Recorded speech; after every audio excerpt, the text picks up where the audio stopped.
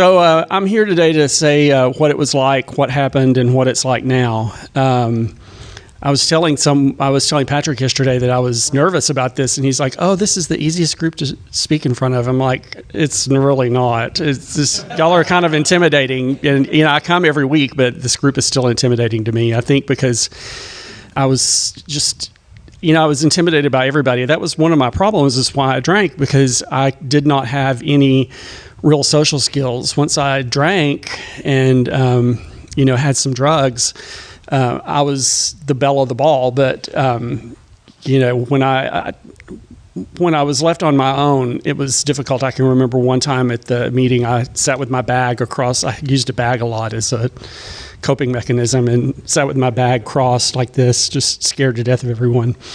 So I grew up in a small town in East Texas called Winnsboro, and it was a great place to be from. It was not a great place to be a young little gay kid, especially a young little gay boy. I mean, I wanted to play I Dream of Jeannie and, bake with my mom, and I wanted an easy bake oven. And my dad wanted me to be a hunter and, to go work the cows with him and stuff. And that was just not me. And I got out of there as quickly as I could. But, some things, and I look back on it now, and after talking to people who have had serious dysfunctional families, my family was really great. They were loving, and there was never any violence in the home. I got spanked, but I deserved it most of the time.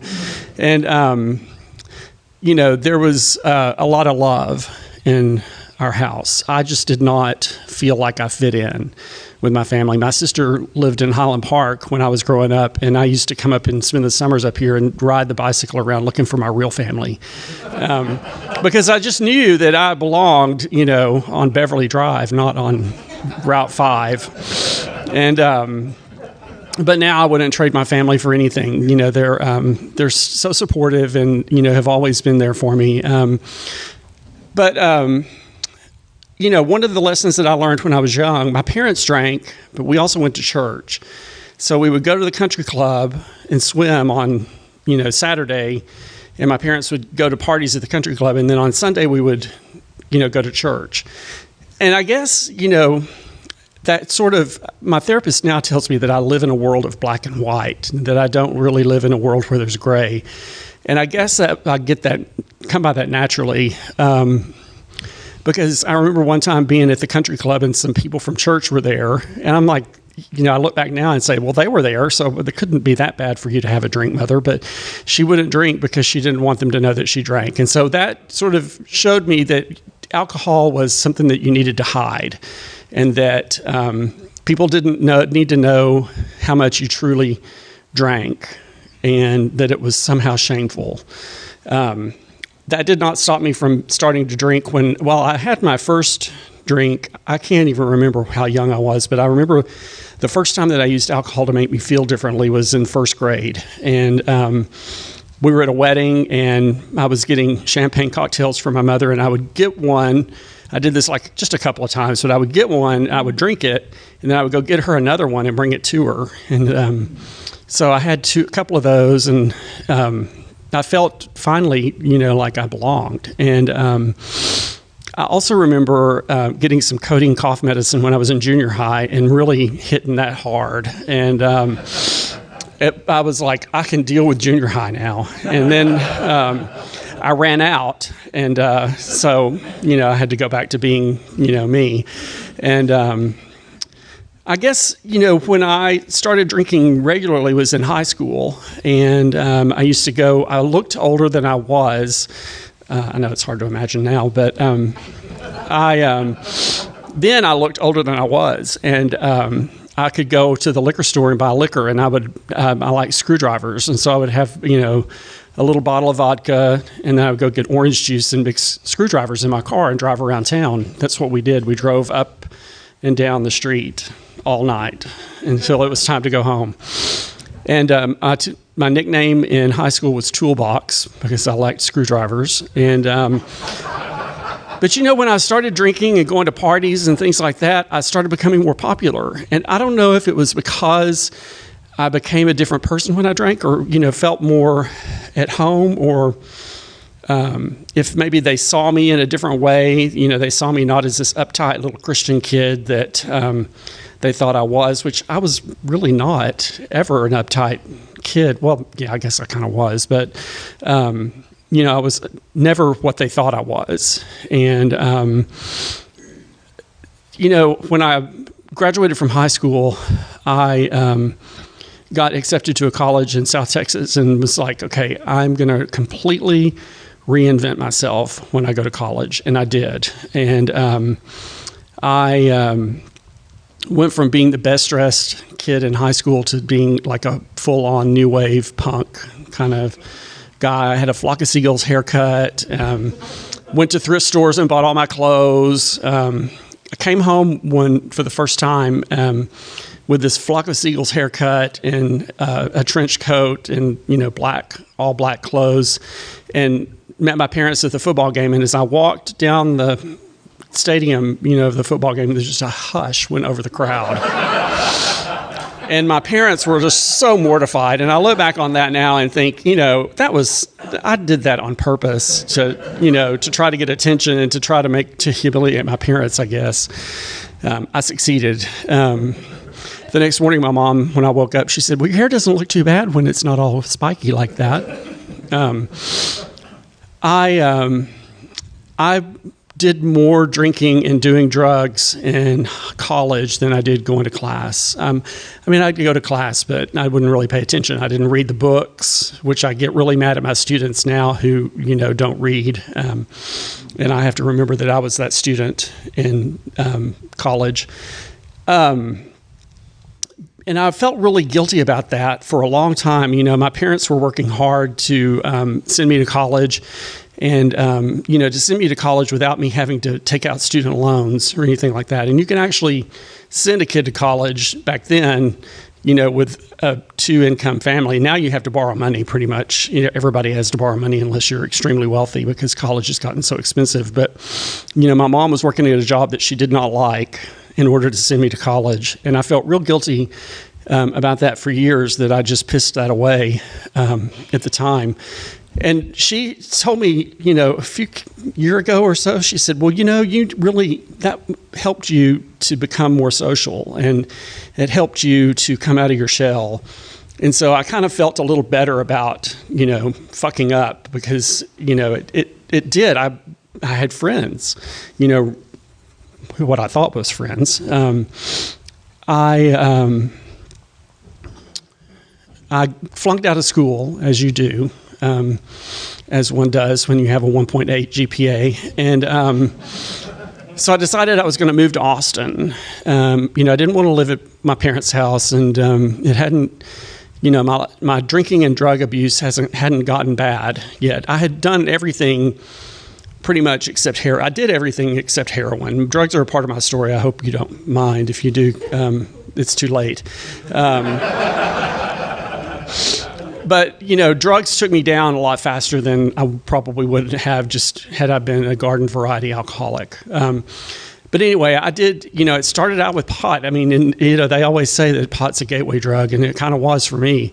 I never did heroin, and, I never did crack. Well, I smoked some coke before, but I don't know if that was really considered crack. So where was I going with that? Y'all didn't want to hear all the litany of everything that I've done. I moved to Austin, and I can remember being really happy when it was 4 o'clock and I was about to leave work, because I would go to the liquor store that was across the street from my house and buy, first it was a 6-pack, and I would drink the 6-pack every night. Then it became a 12-pack, and I would drink a 12-pack every night and pass out. Finally, after, 9 months of doing that, passing out on my sofa, I was like, this is boring. I think I'm going to start going to clubs. And I had already come out kind of to myself the day that I moved to Austin. Because that was another reason why I moved to Austin, was because it was time for me to finally be honest about who I am. I'm gay if you haven't found that out yet. That's for the people on Zoom that maybe I look butch on Zoom, but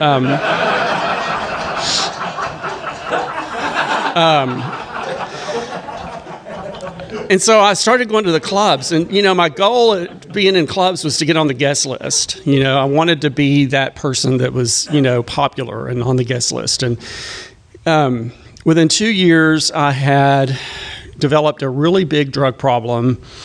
Before that, I think I was really just sort of a recreational user. But after that, after I started going to clubs more, I really had a problem. And I never did drugs that I did not drink first.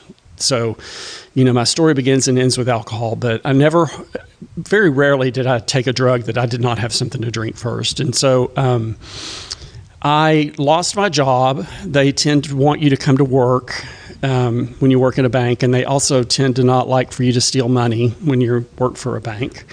And I did both, and I've never really said that from the podium. I don't even think I've ever told Michael that. But I left Austin with my tail between my legs and moved back with my parents, which their only requirement was that I did not do drugs.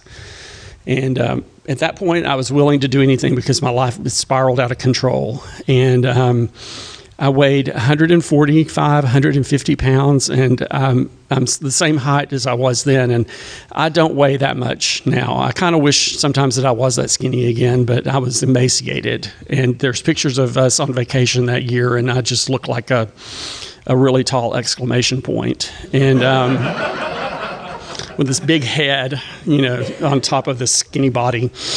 And so I sort of just hung out for a year and didn't really do anything. And my parents, I had some little jobs here and there, but my parents did not really push me to get a job because I think they knew that I was not ready for anything. And finally, after about a year, I started working for my mom, the company that my mom worked for. And by that time, I was able to go back to college and went back to college and did really well. I found out that when you read and you pay attention in class and you go to class and you do the homework and all that stuff, that you make good grades. And I made really good grades, and I raised my GPA from a 1.8 to a 3.1 in like 2 years. So before I graduated, and when I was in graduate or in when I was in college, I became really good friends with one of my professors, and she had this office that was just filled with books, and I loved to read.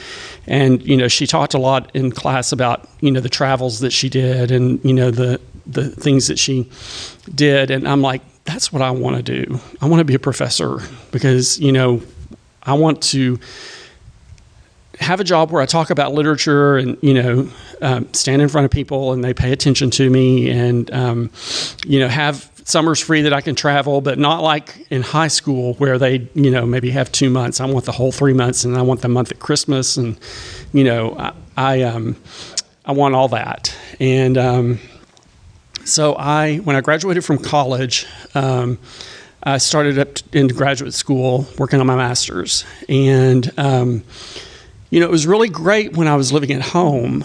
But then, it had come time for me to move. This was in 94, and it was time for me to move out on my own. And I thought I was ready, but I was not. And it just sort of started happening again. I just did not have any control over using drugs and drinking. I could probably have handled the drinking, but for me, drinking always leads to drugs. And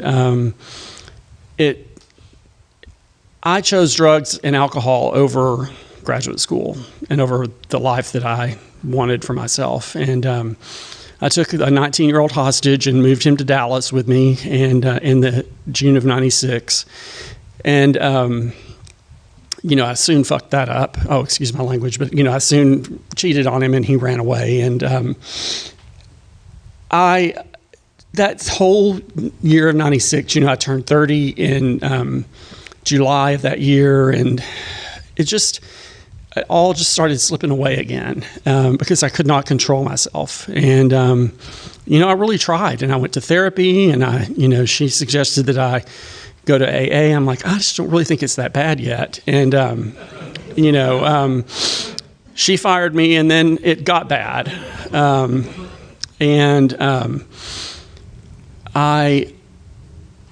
I think that God put me in Dallas to get me sober.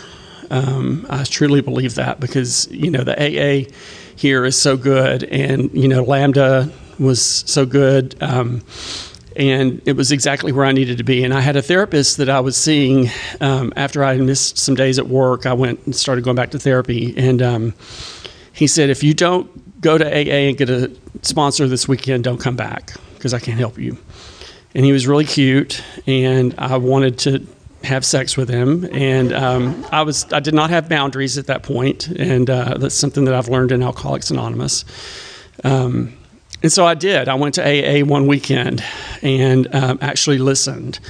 And I had been to a couple of meetings before that. In one meeting with this guy that I had been dating, who was in the program, and at one meeting at Cornerstone, this woman talked a lot about abuse and stuff and her family, and kind of blamed her family for stuff. And, I understand now that that's definitely some people's story and stuff. But for me, I was clear on the fact very early that my parents never got fired from a job because of their drug and alcohol abuse. And, my parents never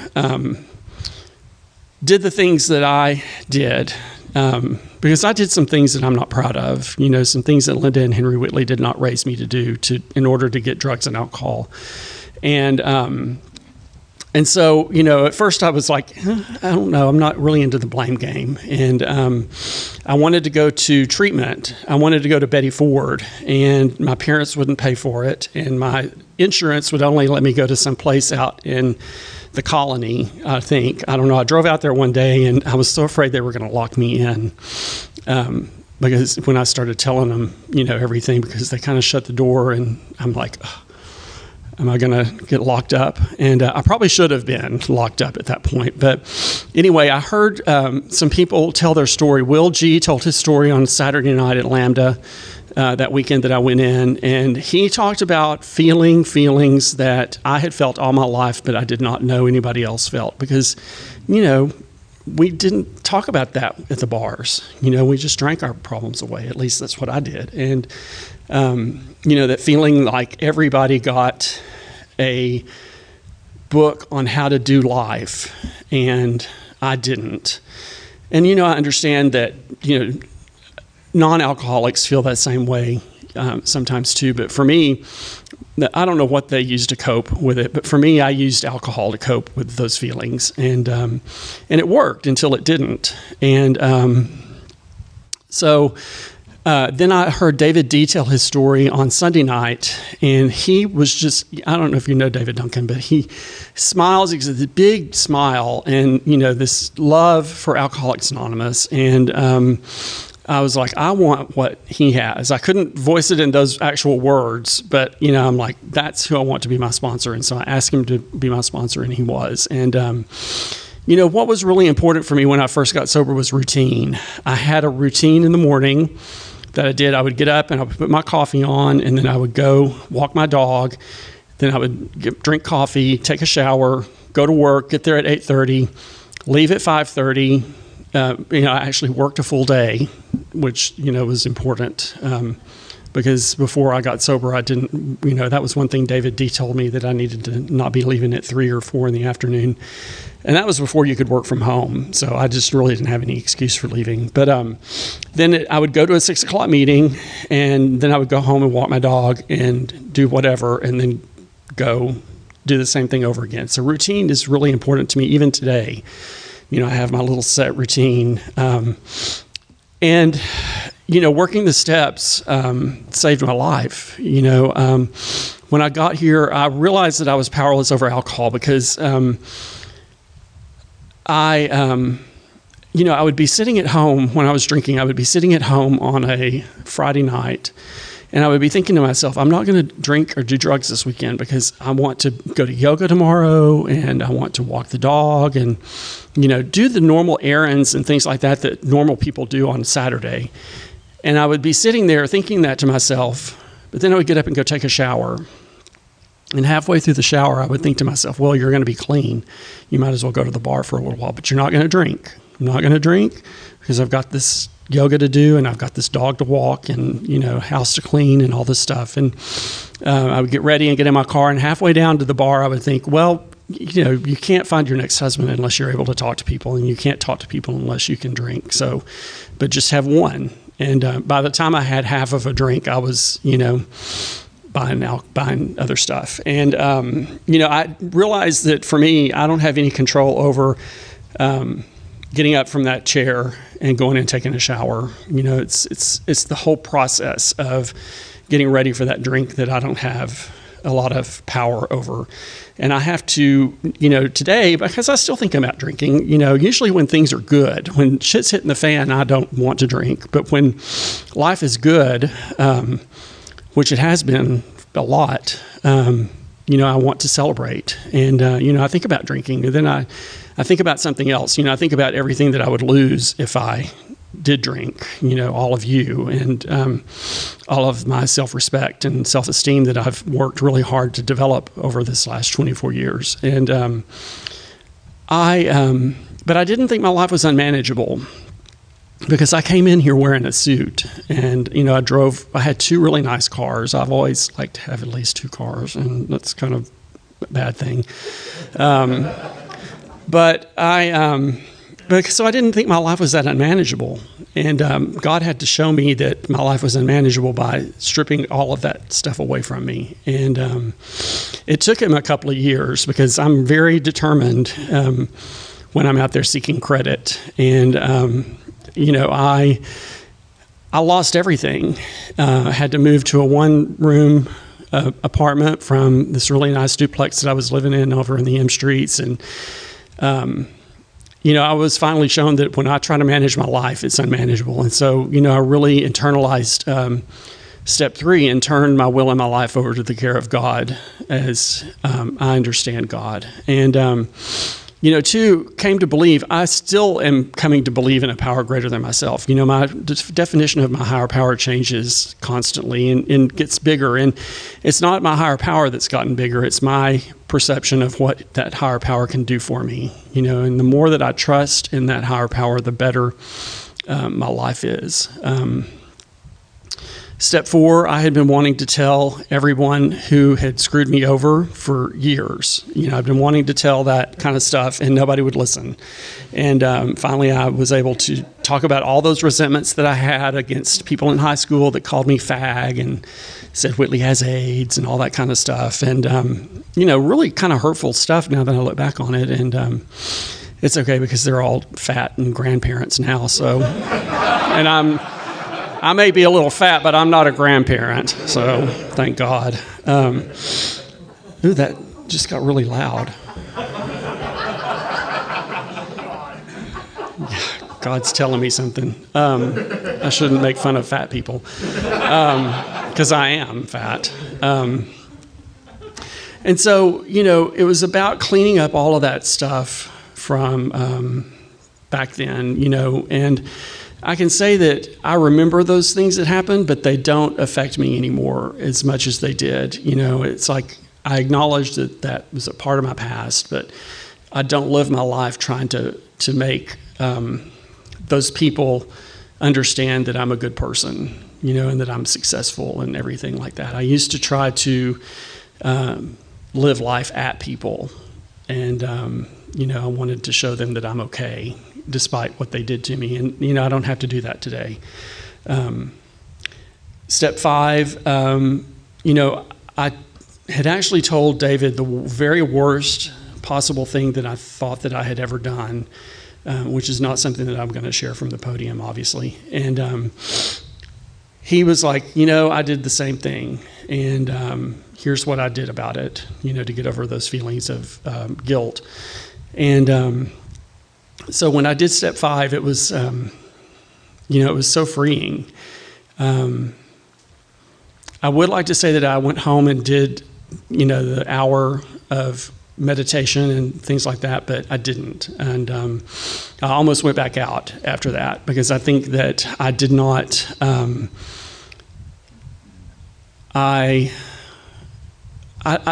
very superstitious, and, I kind of think that, they say to go home and do that hour of reflection for a reason. And, I had a good reason not to do it. I was going to an AA thing that night, but still, I think that it has caused me to have to continually work on step 6 and 7. And a few years ago, somebody turned me onto the book Drop the Rock. And I know it's not AA approved, but it has saved my bacon a lot of times because it really has helped me see where my character defects drive me. And it doesn't mean that I've, cured all of those character defects by any stretch of the imagination, but at least I understand more about myself now. Step 8 and 9, I was afraid to talk to people about the things that I had done and to, try to make it right. So I put that off for a while until I couldn't just put it off any longer. And I heard a speaker say a couple of months ago that there's no such thing as living amends in the big book. And I was like, great, I'm going to have to go back and do all these amends because I've been doing living amends to my family for all these years. And, my sponsor set me straight on that. So it's okay if I've, been doing living amends because, I needed to become a different kind of son and a different kind of brother than I was. And, I don't manipulate my family by my bad behavior anymore. And, I try to be, I try to care about my family more than I think that I did in the past and to treat them more with respect. And it's hard sometimes, because they irritate me. Somebody has said before, it's not original, that they push the buttons because they installed them and they know where, to get me. And, I have to remember too that they don't have a program to work like I do, and that I have to be the bigger person sometimes. And that, my family doesn't really give me any trouble. One member is giving me trouble right now, but I'm in therapy over that, so it's going to work out fine. And she's really not doing it to me. She's just doing it, and I've been thinking that she's doing it to me. So I continue to take personal inventory, even if I don't write it down every night, but I do that. And when I'm wrong, I promptly admit it. I used to be a huge liar. When I went and reinvented myself in college, I invented this whole backstory. And the problem with doing that is, with lying, to the extent that I was lying at that point, is that people call you out on it. And when you have 2 or 3 different stories about stuff. And I was humiliated a couple of times getting caught in a lie. And so I had to Tom M. actually told me a really good tool to stop lying. And it is when you tell a lie, immediately you say, you know what I just told you is a lie, and here's the truth. And I did that a couple of times and, lied about stupid stuff, I did that a couple of times, and it was so humiliating that I really catch myself now when I want to tell a lie and I don't tell a lie. Now, sometimes I tell lies of omission. I don't tell everybody the complete truth, but there's only really one person that I need to tell the complete truth to, and he's sitting up there on the front row. And, the rest of you don't need to know all my business. If you want to ask me about it, I'll probably tell you. But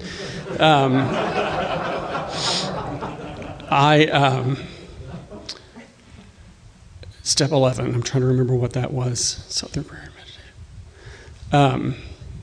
I am not that good about meditating per se, but I do get up every morning and read the daily reflections before I go to the gym while I'm drinking my coffee. And, I pray and I ask God to remove from me the desire, compulsion to drink, do drugs and to kill myself, because when I was descending into that madness in Austin, I tried to commit suicide 2 or 3 times. And even in sobriety, when I got sober, well, this is kind of a long story, but I kind of ran drugs a little bit, and I needed a gun. I thought I needed a gun, and so I bought a gun. And I mean, a guy's got to do what a guy's got to do to get that yayo. And I had a gun, and I remember being in sobriety and sitting on my bed with that gun and thinking, what am I going to do with this gun? You know, am I going to kill myself, or am I going to not? Finally, David Duncan was like, you need to sell that gun. And I did, and it was the best thing that I ever did. But, you know, I deal with serious depression, and I take medication for that. You know, I have other illnesses that I take medication for as well, high blood pressure and, you know, other stuff. But, you know, my depression is one that is trying to kill me fast. And so I have to take medication for that, and, you know, do the things that, you know, like go into therapy and, you know, work an honest program and do stuff like that to combat that. And, you know, I only take medical advice from the man that I pay medical advice for, you know, the doctor that I go and see every 3 months. And I don't take medical advice from people in Alcoholics Anonymous, well, except for one person who's my sponsor and is also a doctor. But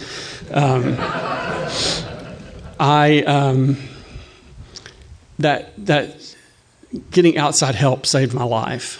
And right around 2000, that was right around the time that my life, you know, that God took all that decoration, all the decorations that I thought that I needed to have on me and around me to make me feel good. And, you know, I would be lying if I didn't say that I'm still doing that to a certain extent today. I just have more financial I said amends. Ooh, that was a Freudian slip. I have more financial means today to do that kind of stuff than I did in 2000. And that doesn't make it any better that I'm doing it. But I realize that I'm doing it, and I'm, you know, at least honest about some of the reasons why I do the things that I do. And, you know, I'm still trying to fill that God-sized hole. You know, I told Michael this morning, I'm like, I don't know that I have a whole lot of hope to offer today, because I'm, you know, having to make some serious financial decisions. And I feel like I shouldn't be here at this point in my life, and but I am. And so, you know, I've just been taught to do the next indicated step, and I don't know what the next right step is or whatever, but the next indicated step is, you know, for me to talk to people in Alcoholics Anonymous who have been through financial difficulties before. And, you know, there's no reason why I should be, except for the fact that I like to fill my life with things and experiences. And eventually, you know, you have to pay for that stuff. And at least I do. And so, you know, Michael said this morning when I said, I don't think I have any hope, he said, your story is your hope. You know, your experience is your hope. And, you know, this program has given me a life beyond anything that I could have imagined. I went back to college in 2002. Kind of going back to step 3, I don't know what's best for me a lot of times. And I worked for American Airlines for a few years, and there was this job in California that I really wanted. It was in the marketing department. And, you know, I used to think Dallas was the problem, that I needed to get out of Dallas. That if I got out of Dallas, that everything would be fine. And Los Angeles seemed like a really good place to live. I look back on it now and realize that I was not in any position to go out there in that cutthroat land of, you know, beautiful people. And but I wanted this job, and American Airlines had acquired TWA, and so they put a hiring freeze on, and I couldn't get that job, and I was pissed because I'd already been, you know, looking at apartments in West Hollywood and, you know, all this other stuff, and, you know, checking out the earthquake situation, and so, you know, I was really unhappy. And this was in 2001, in like the summer of 2001, and then 9/11 happened, And then in 2002, the spring semester of 2002, I got a full ride scholarship to SMU to get my master's. And a few months after 9/11 happened, I called out to LA, that office, to talk to somebody about something else. And I said, so how's that person that got my job? And they're like, oh, we had to let her go after 9/11. And I was like, oh, it just all fell into place. You know, I got some sponsees in 2002 that I would not have had if I had moved. I would have been, 1,500 miles away from, all of my support people if I had gotten laid off there. So, God knows what's best for me, and I don't. And so I got my master's at SMU and, got a job with the federal government, and I loved it because it was helping people and, helping people who had been in natural disasters. And I went to New Orleans for a few months and worked after Katrina, and it was just so rewarding, and it was financially rewarding too. But then I got laid off, and I didn't think you could get laid off from the federal government, but you can. Thanks, Obama. And in 2010, I got laid off, and I was working for a woman that I had worked for before doing recruiting, and I was actually a really good recruiter, although I hate talking on the phone, and I don't really like talking to people. But and I'm not good at negotiation. Just ask any car dealer I've ever been to that, will say that I'm not good at negotiation. I should let Chris F. do that for me. But I was sitting at home one day working from home, and I was thinking to myself, why is it that none of these jobs seem to be panning out? Here I am again, working at a job that I don't like. And why is this? And this little voice came into my head. Now, I don't hear voices, but, this little voice came into my head and says, maybe it's because you're not doing what you're supposed to be doing. And I was like, oh, yeah. And, that dream of being a college professor had never really gone away. I just, life got in the way, and I didn't see how I could do it. But at that point, I was financially able to do it, and emotionally ready to do it too. I think that I had to be mature enough to handle a classroom of 25 college students, and I was probably not mature enough to do that before. And so I emailed a lady that I knew at the school where I got my undergraduate degree.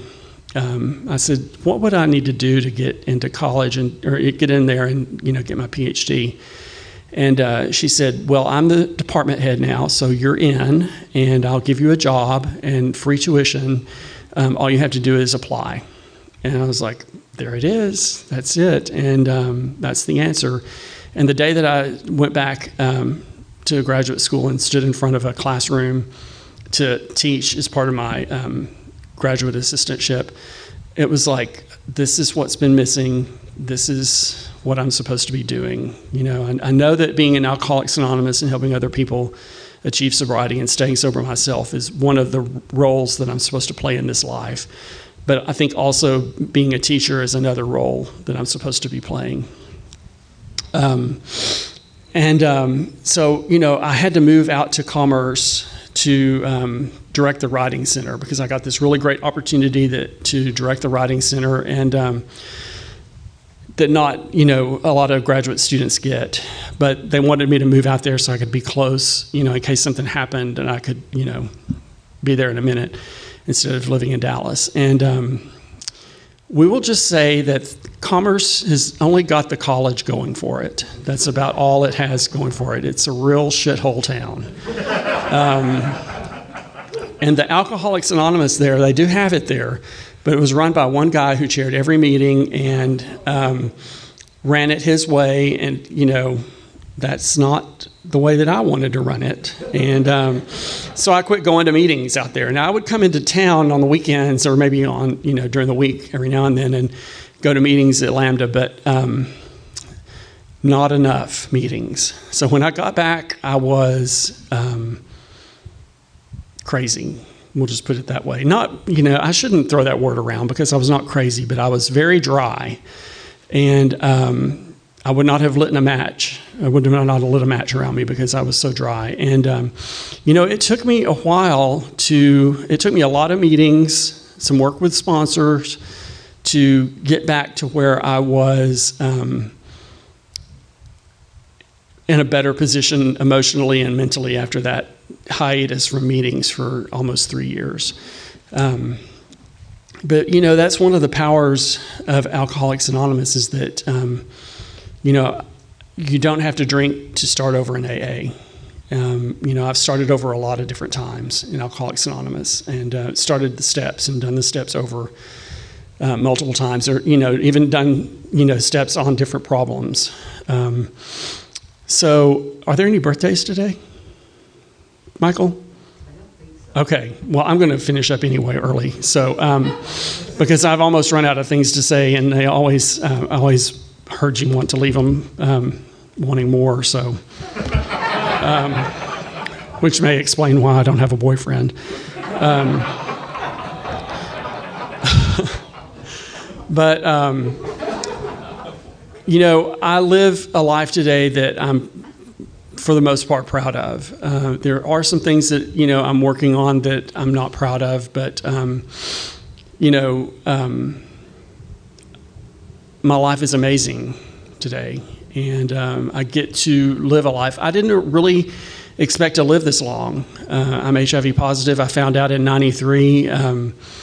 I was lucky enough to get into the drug trial for the protease inhibitors right after I found out I was HIV positive. So I've been on the new drugs for however many years that is, almost 30 years.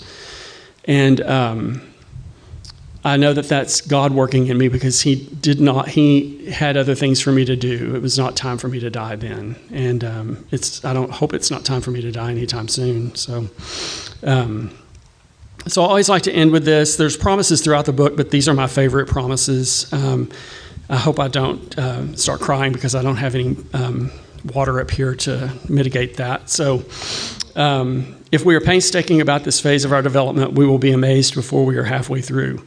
We are going to know a new freedom and a new happiness. We will not regret the past nor wish to shut the door on it. We will comprehend the word serenity and we will know peace. No matter how far down the scale we have gone, we will see how our experience can benefit others. That feeling of uselessness and self-pity will disappear. We will lose interest in selfish things and gain interest in our fellows.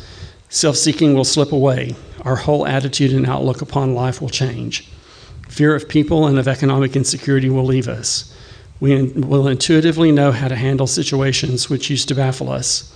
We will suddenly realize that God is doing for us what we could not do for ourselves. Thanks.